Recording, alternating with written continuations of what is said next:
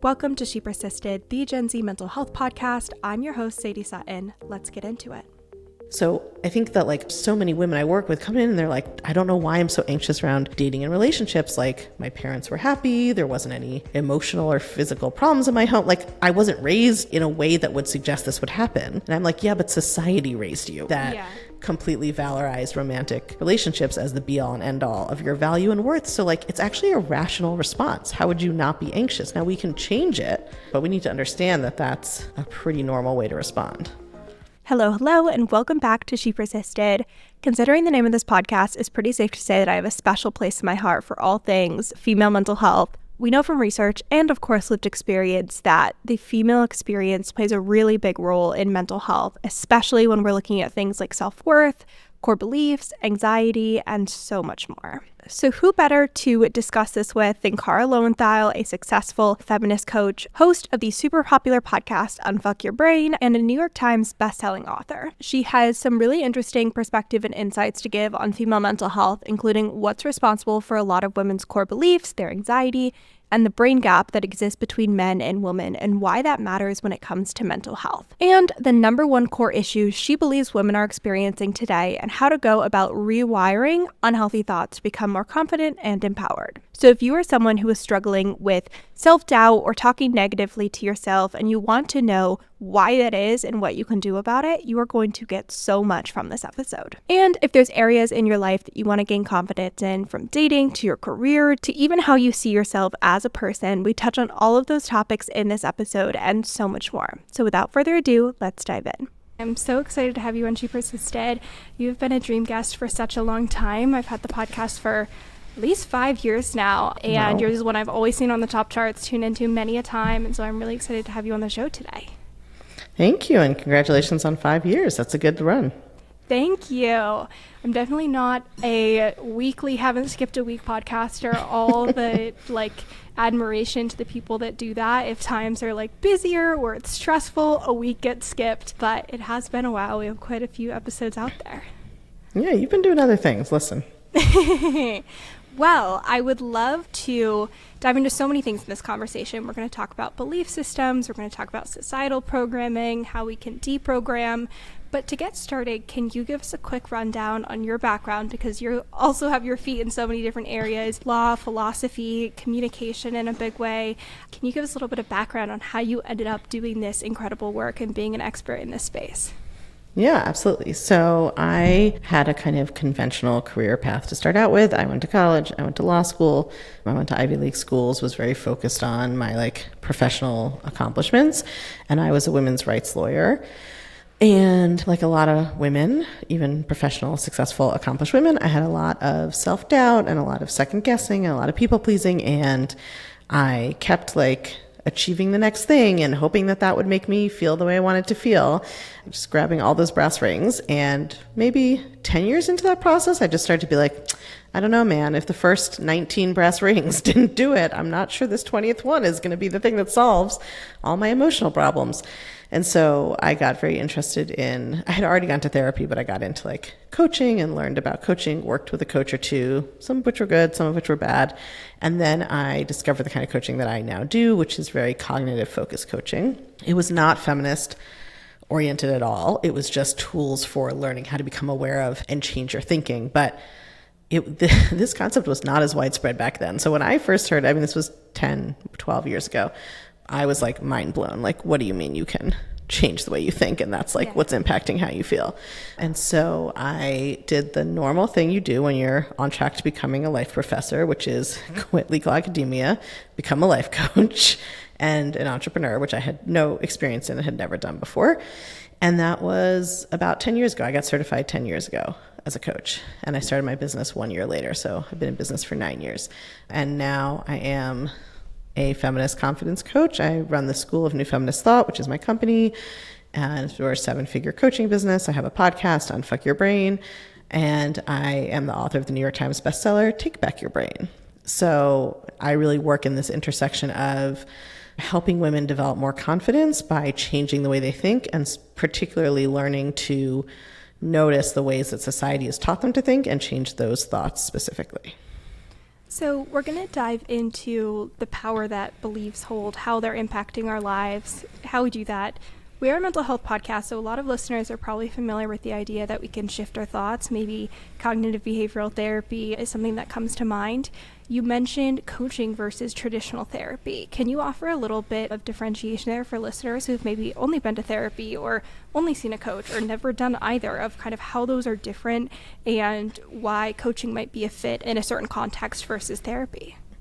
Yeah, I can give you both the like standard cookie cutter answer and then what I really think is the answer. So like the standard cookie cutter answer is therapy is for helping people get from like dysfunctional to functional or like unhealthy, mentally unwell to well. And then coaching is for helping people get from like good to great, or functional people who want to improve their lives, change a habit, something that basically like you're fine, you're functional. Nobody would say that you are not, So that's what like you get trained to kind of say. And it's not that that's not true. But for me, I think of it as much more of a Venn diagram. Mm-hmm. I think of it more as like there are some things that it would not be appropriate to treat only with coaching. So like if somebody is having a psychotic break, coaching is not going to be that helpful in that instance, right? But I think that especially the work I do is really about how women talk to themselves and their relationship with themselves. And even when you have a psychiatric or psychological diagnosis and you're working with a psychiatrist or a therapist, a lot of my clients are, and they're doing coaching also because let's say you have a psychiatric diagnosis and it could be like a quote unquote serious one. You have bipolar, you have schizophrenia, whatever it is, but you're, stable and functional right now. You have so many thoughts about what that means about you and like whether there's so much women second guess themselves so much that I coach people who are like, but I'm not sure if I really have that problem, or maybe I just kind of like made it up or tricked people into thinking that, or like maybe I just really need to get my shit together and there isn't really anything wrong with me. Like it goes so deep. So I talk about coaching as something that isn't the only tool we need. You might also go to yoga or do meditation or go to therapy or whatever else, but it's a tool that pretty much everyone needs because no matter what's going on, if you have any kind of control of your faculties, being aware of how you're thinking about yourself and changing that makes your life better, no matter what else is going on. Yeah. There's a very parallel kind of framework in DBT where people typically think of DBT as like very crisis intervention, and a lot of people do it in that short-term framework. But when you look at like how it's actually lined out, we have these different stages, and those later stages of like truly building the life worth living and creating these habits and lifelong routines and healthy relationships, that's some of the most important work you can do in therapy. And it's not when you're in crisis mode or actively struggling or in the throes of a mental health crisis. And so I completely agree that a lot of the important work that is done in mental health and building a life that you are really proud of and enjoy on a day-to-day basis happens outside of that crisis therapy intervention is needed immediately mode, which I think gets missed a lot when we think about, okay, what is therapy? Why would you need therapy? Or why would I want to work with someone, whether it's a coach or a therapist, to shift things in my life? Yeah, we have this, I think it's like left over from the days when like nobody's really supposed to talk about their thoughts or feelings. And if you had like an acute crisis, you went to a psychologist or psychiatrist, and otherwise like you shouldn't even be discussing it, right? Like you just were supposed to like, you just like live the life that society told you to and do what everybody else is doing and like shove down all of your feelings. And that's why all those housewives had to be on like speed and downers all the time to cope, right? And like as we have progressed, we're starting to understand more of the idea of, okay, no, there's like other areas where maybe we're not in crisis or dysfunction, but like things could be better.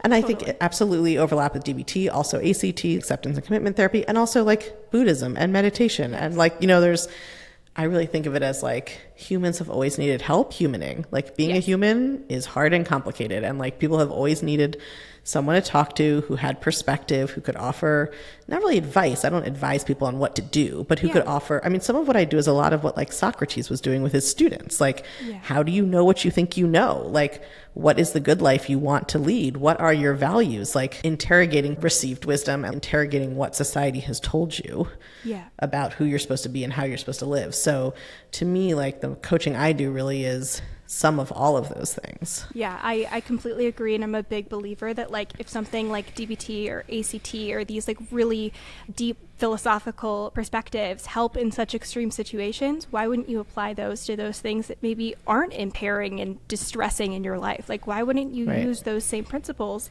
to make things better? And a coach oftentimes can help you apply those frameworks in a way that's easy to understand. And maybe they're the ones that are a specialist in making those non-super impairing, distressing shifts in a way that's really effective and cohesive and feels really supportive, which is awesome.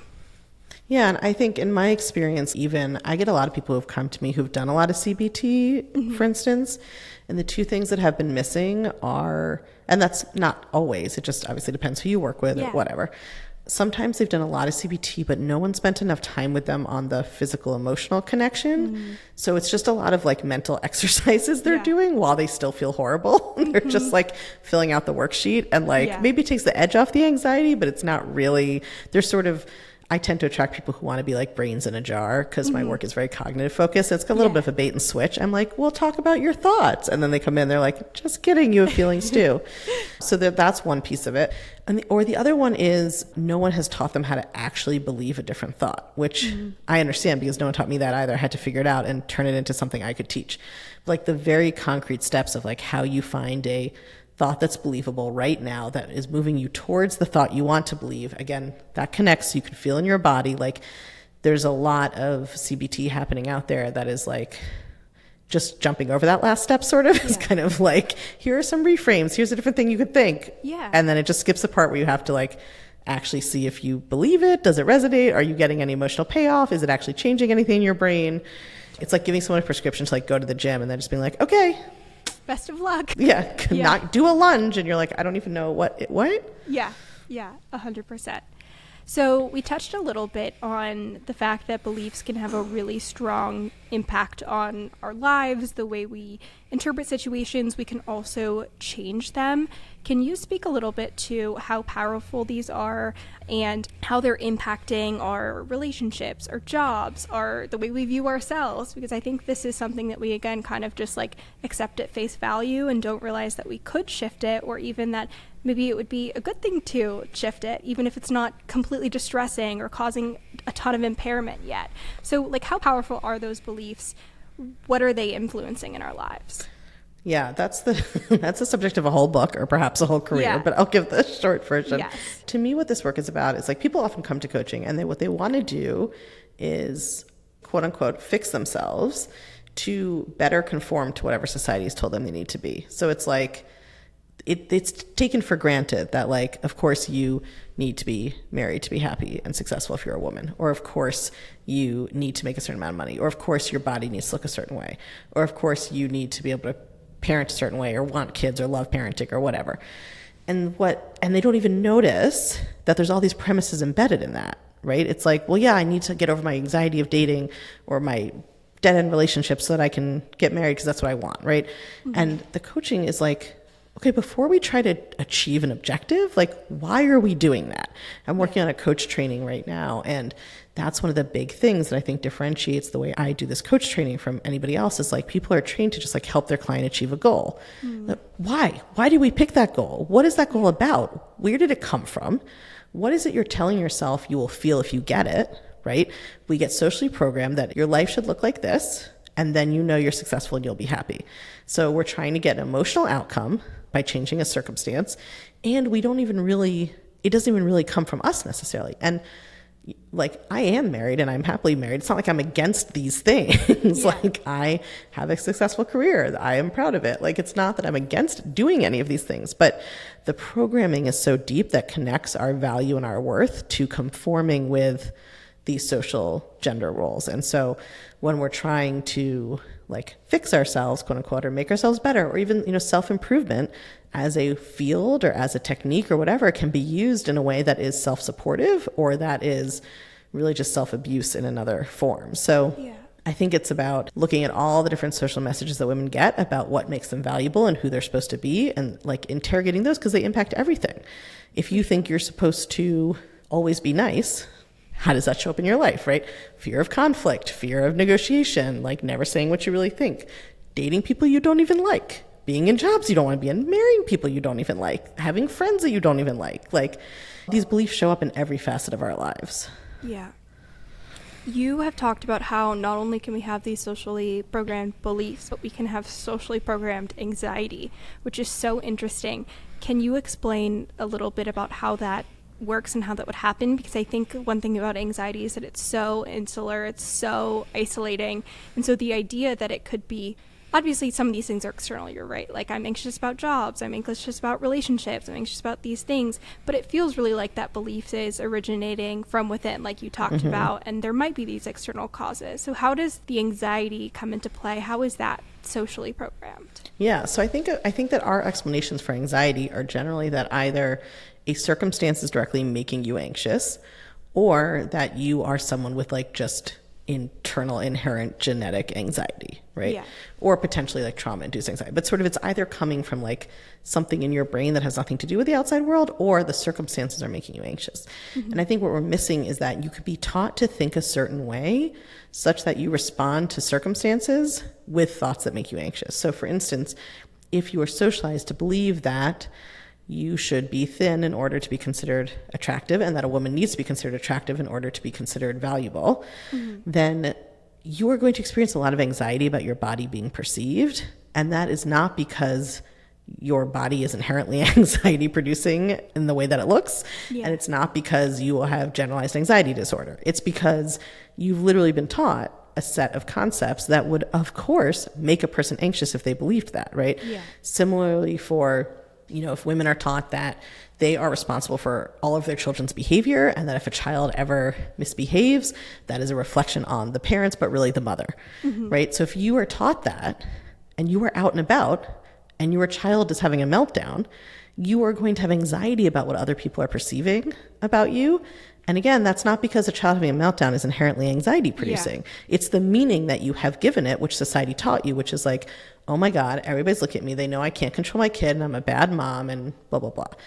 So I think that like under so many women I work with come in and they're like, for instance, like I don't know why I'm so anxious around dating and relationships. Like, my parents were happy. There wasn't any emotional or physical problems in my home. Like, I wasn't raised in a way that would suggest this would happen. Yeah. And I'm like, yeah, but society raised you in a way that completely valorized romantic relationships as the be all and end all of your value and worth. So like, it's actually a rational response. How would you not be anxious? Now we can change it, but it's happening. It makes sense that you're anxious about these things, because what women do then is gaslight themselves and be like, this is so silly. I shouldn't be anxious. I know I shouldn't feel this way. It's like, well, no, I mean, if society teaches you that X thing is inherent, like important to your survival, your brain is programmed to obsess about that thing. Yeah. So we need to we can change it, but we need to understand that that's a pretty normal way to respond.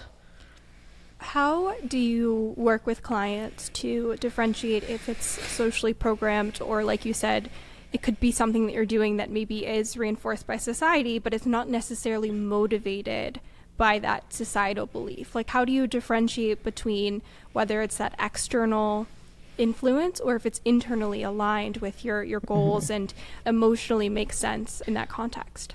Women especially come in and it's sort of like, they're like, are my thoughts valid? Kind of like, are they justified? Right. But I'm like, well, what does that even mean? It's like saying, is my kidney justified? Like, it's just a thing your brain does.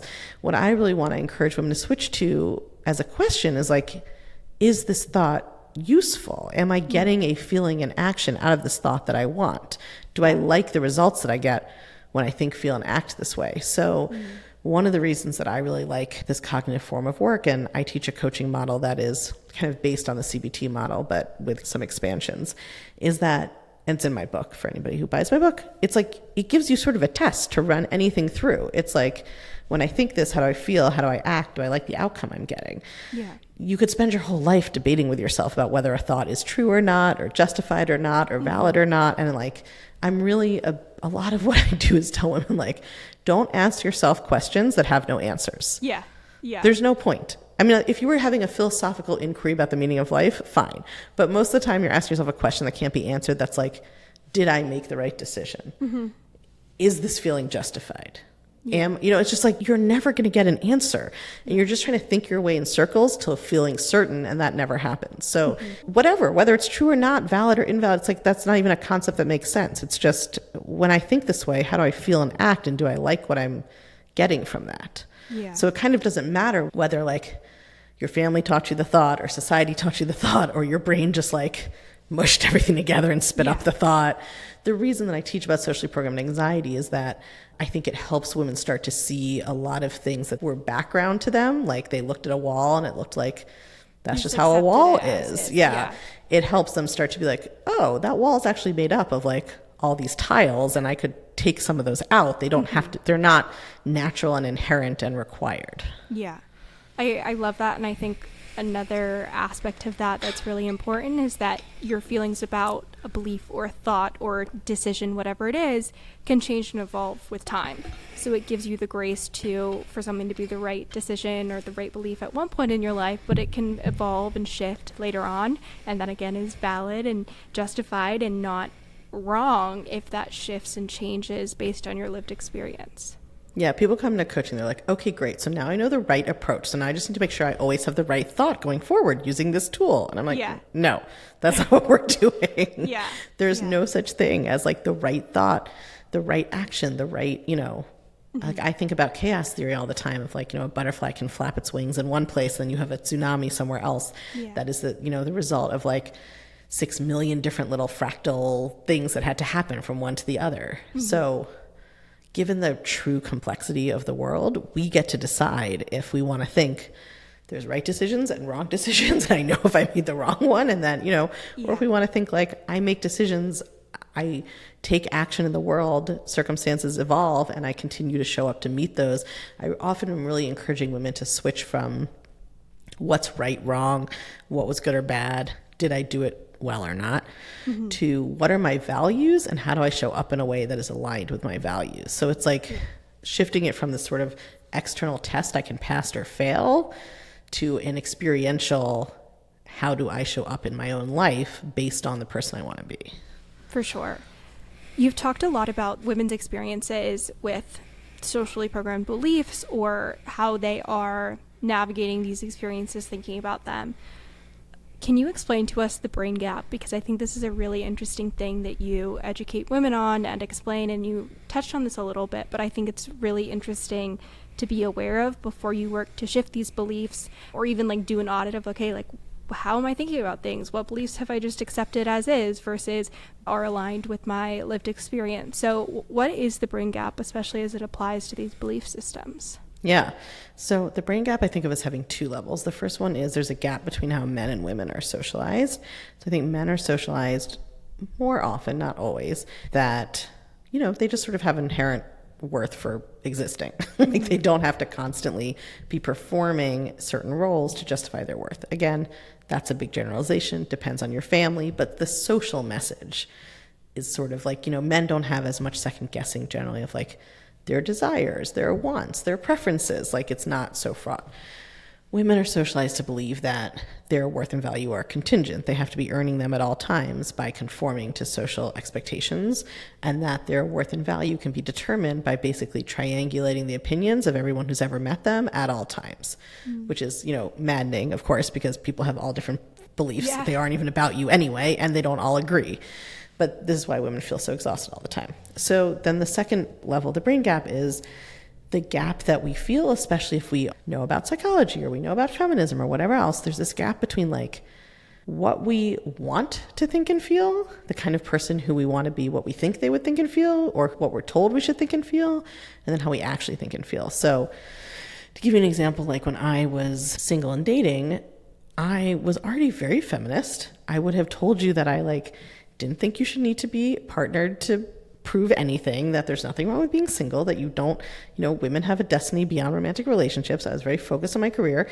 I had not been raised by a family that was fixated on marriage and relationships. Like, my family was very like, your career's number one. So I was an example when my clients were like, I wasn't raised in a way that would make you think I would be like this.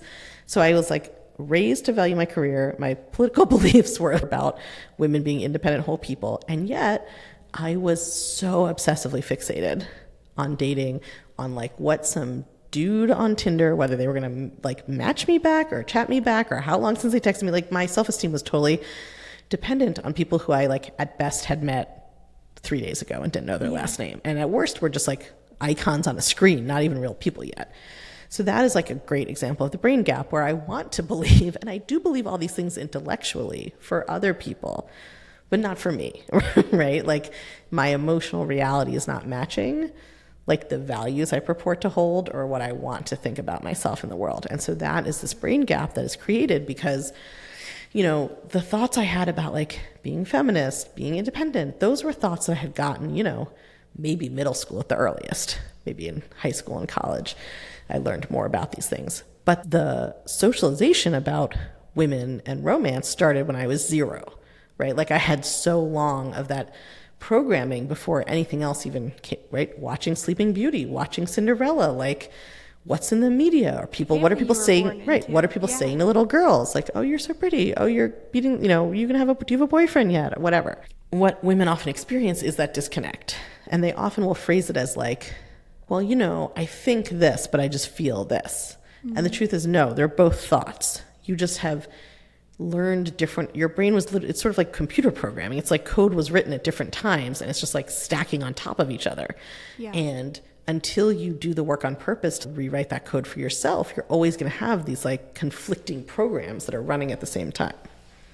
So how do you rewrite that code that is like so solidified, it's been there for so long, and even if you have competing beliefs that you've really worked to solidify, it's still showing up in relationships, self-esteem, workplace, whatever it is. How do you work to rewire those? Yeah. So if you think about a big gap, it's like everybody wants to jump over the gap, but actually you have to build a bridge over the gap step by step. I teach this in the book.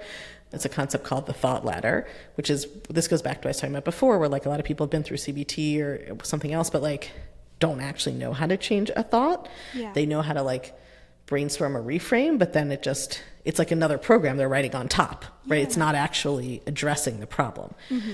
So the thought ladder walks you through like, how do you actually build that ladder? And of course we're all in such a rush and we just want to like change it immediately and get to the end of it. And women will often say to me like, well, I've already been working on this for so long. And I'm like, no, you haven't been working on it. You've been thinking a bunch of conflicting thoughts and beating yourself up about it. That actually, none of that time counts. Mm-hmm. That wasn't practice. You weren't on the JV team. That was nothing. Like we're starting from 0. So you have to learn how to come up with thoughts that you can believe now, which means you can feel a physical change in your body when you think them. You can't tell if you believe a thought just in your head or on paper. Your body is the compass that tells you, do you believe this thought?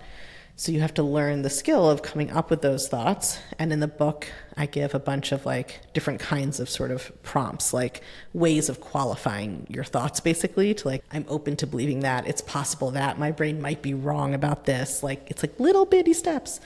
And then you practice that until it just seems natural. And then you do the process again. And like, this is how you build an actual bridge or thought ladder step by step. You can't just vault over the gap. Yeah. Is there like a core belief or a core experience? Like maybe it's how people view themselves. Maybe it's self-esteem. Maybe it's like desire to be loved and seen. Like, is there a core thing that a lot of women are building these thoughts from or working to address, or it's just so different based on their lived experiences? I think it's both, because I think the core thing that we're always working on is the core like wound of socialization for women is the idea that they don't have inherent worth or value. Mm-hmm. Nobody like says that to you directly. It's just that you pick up that your worth and value are always being connected to things that are about how you look or how you serve others or whatever else. They're always sort of these external focus. So I think that is the core thing that I'm working on women with in a million ways. But a lot of women come in and they may know that and they're like, I just want to work on my self-esteem. But my experience with coaching is really that you can't work at the 70,000 foot level down. So any given thought ladder is actually much more effective when you're starting with one specific thing. Like, it's possible that even if Brian doesn't want to go on a second date with me, I'm still a lovable person, right? Mm-hmm. Like, so you're working from the specific to the general. And eventually, as you get to know yourself, yes, you start to realize like, oh, I have 3 to 5 core thoughts that are always coming up about myself. And you get better at recognizing them, and you can kind of work with them at that more abstract level. But I definitely want to encourage anyone who's listening to this, if you read the book and do the exercises, like nothing is too small. Yeah. And that's the objection I often get is like, well, that's so small, I shouldn't care about it. I'm like, great, but you do care about it. Great place so to start. like, don't tell yourself you shouldn't. That's not helpful. You do. It's fine. It's human to care about that. And it's much easier when you try to like attack the big thought. That's like your core belief about yourself. Your brain is going to lose its shit, right? And you're going to get so much resistance. Whereas when you start with something small, it doesn't really realize that you're like the Trojan horse. Your brain is like not as defensive about it.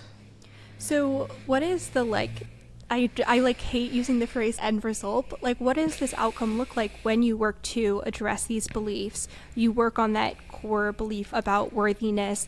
It impacts your self-esteem, presumably relationships as well. Like what is the outcome that people are working towards? Because I think because so many of us have experienced the socialization, we might not even know what the alternative would look like or what to expect or what you're working towards, which is hard. I think it's living a confident life, and confidence doesn't really, I don't mean like walking down the street and feeling like you look good. Like that's a part of confidence, but a confident life means like you're confident in making decisions. You're able to make decisions. You're confident in your own value and worth, and it not being attached to how much money you make or if this particular person wants to stay married to you or whether you yelled at your kid, whatever. It's really like the core thing is this different relationship with yourself. Women think that self-love is this like magical destination that they're going to get to, and then it's like rainbows and fairies forever, and they always feel good about themselves. They never have a negative thought. And I always am teaching them like self-love is just a relationship with yourself like you have with anybody else. The model for it is the best relationship you have in the rest of your life. Maybe it's your friend, maybe it's a partner, maybe it's a family member. It doesn't mean that you're not sometimes annoyed. It doesn't mean you're not sometimes like, well, I don't really love how you made that decision or what you did there. But there's this like baseline unconditional acceptance and love and respect. And like that is what we're trying to have with ourselves. And when you have that, I think that it's like you show up fully in your life. You live a life you won't regret when you die. Like you say the things you want to say. You are the person you want to be. You take the risks you want to take, whatever. But that part for everybody is so different. Like some people want to be the CEO of an international conglomerate, and some people want to raise goats in Vermont. Yeah. And some people are maybe both. So it's like... Would love to see how you balance that. Please let us know. It's like, I'm trying. I'm like not international, but like we have a house upstate and I would like to get some goats. But it's like, it's really like living the life that you actually want to live. Yeah, for sure. We talked a lot about the female experience. I would love your thoughts on the male loneliness epidemic. Do we think that is like that gender gap shifting and closing, like kind of that belief that there's not that innate worthiness and maybe they're not having the relationship? We see men falling behind in these other areas, whether it's academics, the job market, relationships, mental health. Do you think that there's something related there where there's more of that socialized experience, or completely different? Well, first of all, I think people mean really different things by the male loneliness epidemic. Like some people are talking about whether men have friends, and some people are talking about how women should have more sex with them. So it like means, I'm sure, means very different things. I absolutely think that like society and the way, society's vision of masculinity is terrible for men also. Like men are raised to not have their feelings and to shove everything down, and best case scenario, be a provider who takes care of everyone else and doesn't care about themselves. Worst case scenario, be an entitled jerk. Yeah. So like, I absolutely think that the, patriarchy is not good for anybody. And I think the way that men are socialized leads to the real part of male loneliness, not the incel part, but the like, the like less common to have close friends, less, social connections, social relationships, more, in some ways men are really socialized, even though women are more socialized that having a partner has to do with their value and their worth. Men are more socialized that like the only person you would be emotionally intimate with is your wife, and maybe not even her. Yeah. So I do think their socialization leads to loneliness. I just saw an article actually about how the data on the educational achievement gap is somewhat overblown, that actually like from as long as women have been allowed to be educated, women have always outperformed men in education. It's not actually like that really a new phenomenon. Fascinating. I'm not surprised, but about right, women no out kidding. performance, so interesting. Yeah, I mean, I focus on women. People socialize as women. I've often kind of wished that somebody would come along who did this kind of work for men and we could like partner on it, because I think there is so much need. But I also think everything, I mean, my husband read my book and was like, a lot of this feels familiar to me. So like the way I kind of think of it actually is that like a lot of what I'm describing, like the emotional kind of patterns that lead to like low self-confidence, people pleasing, all that kind of stuff, you can get it either from your family or from society. Women all get it from society. And then some of them also get it from their family. So some people get 1 serving, some people get 2 servings. Yeah. For people socialized as men, they don't get it from society. Some of them do get it from their family. So like if you were raised a certain way with a certain kind of family, you might read my book and be like, oh, this sounds a lot like me, even though I was not socialized as a woman. The difference is that men aren't also getting that second helping from society. So like they're getting 1 helping or no helpings, but women are getting 1 helping or 2 helpings. Yeah.